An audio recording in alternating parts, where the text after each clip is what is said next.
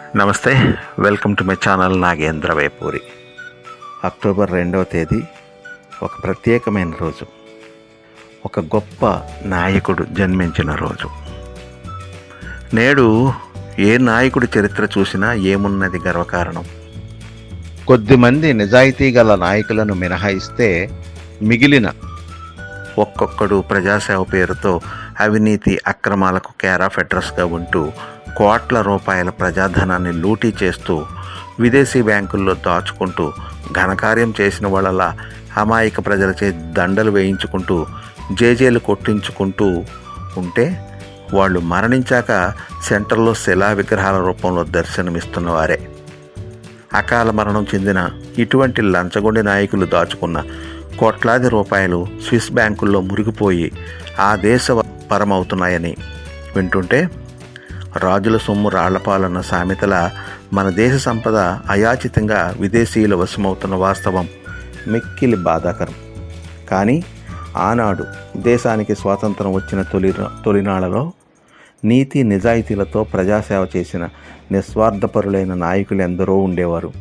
ఉన్న ఆస్తులన్నీ దేశం కోసం త్యాగం చేసి కటిక దారిద్ర్యాన్ని అనుభవించిన వారెందరో తమ తమ పదవుల్ని బాధ్యతగా నిర్వహించి నిస్వార్థంగా బ్రతికినప్పటికీ అటువంటి కొందరు నాయకుల గురించి చరిత్ర పుస్తకాల్లో పెద్దగా ప్రాధాన్యతనివ్వకపోవడంతో నేటి తరానికి తెలియకుండా మరుగున ఉండిపోయారు.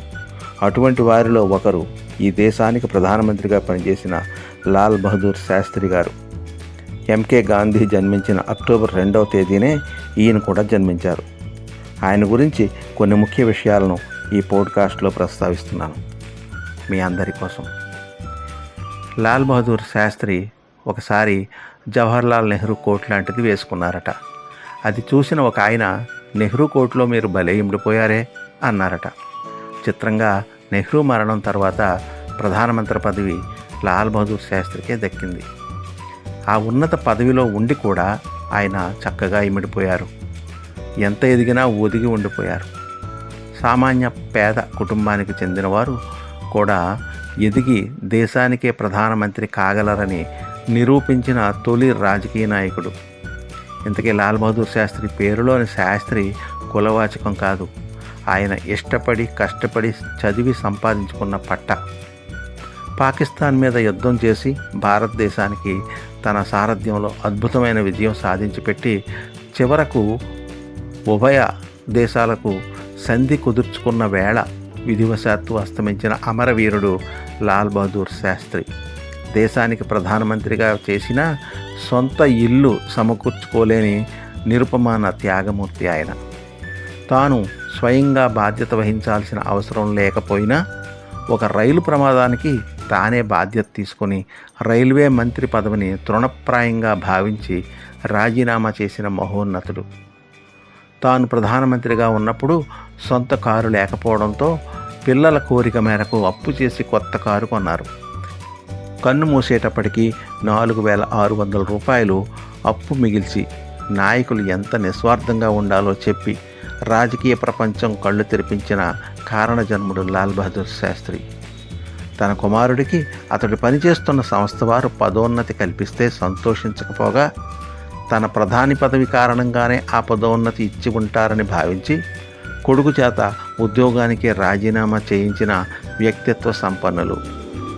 లాల్ బహదూర్ శాస్త్రి సతీమణి లలితా శాస్త్రి కూడా భర్తకు తగిన భార్య. శాస్త్రి మరణించాక ఆ కుటుంబాన్ని ఆదుకోవడానికి ఎంతోమంది విరాళాలు పంపిస్తే ఆ మొత్తం సొమ్మును లలితా శాస్త్రి తిప్పి పంపించారు. లాల్ బహదూర్ శాస్త్రి ప్రధానిగా ఉన్న కాలంలో సైనికుల రైతుల సేవలను గుర్తించి జై జవాన్ జై కిసాన్ అంటూ దేశానికి మహత్తరమైన సందేశాన్ని ఇచ్చారు. ఆయన ఈ నినాదం ఇచ్చి 60 ఏళ్ళు దాటినా ఇప్పటికీ నిత్యనూతనంగా ఉంది. ఏ నాయకుడికైనా ఎన్నాళ్ళు పదవిలో ఉన్నాడన్నది ముఖ్యం కాదు, అతడు చేసిన సేవలు ఎలాంటివి, ఎంత స్ఫూర్తిదాయకంగా ఉన్నాయన్నదే ప్రధానం. ఈ కోణంలో యావత్ జాతికి చిరస్మరణీయులైన కొద్దిమంది నాయకుల్లో లాల్ బహదూర్ శాస్త్రి ఒక్కరు. అక్టోబర్ 2 ఆయన జయంతి సందర్భంగా ఆయనకి ఒక్కసారి నివాళులర్పిస్తూ ఇది విన్నందుకు ధన్యవాదాలు. మీకు ఇష్టమైతే లైక్ చేయండి, అలాగే కామెంట్ చేయండి. మీ ఫ్రెండ్స్కి కూడా షేర్ చేయండి. ఇంతవరకు మీరు నా ఛానల్కి సబ్స్క్రైబ్ చేసుకుని ఉండకపోతే వెంటనే సబ్స్క్రైబ్ చేసుకోండి. ధన్యవాదాలతో మీ నాగేంద్ర వేపూరి.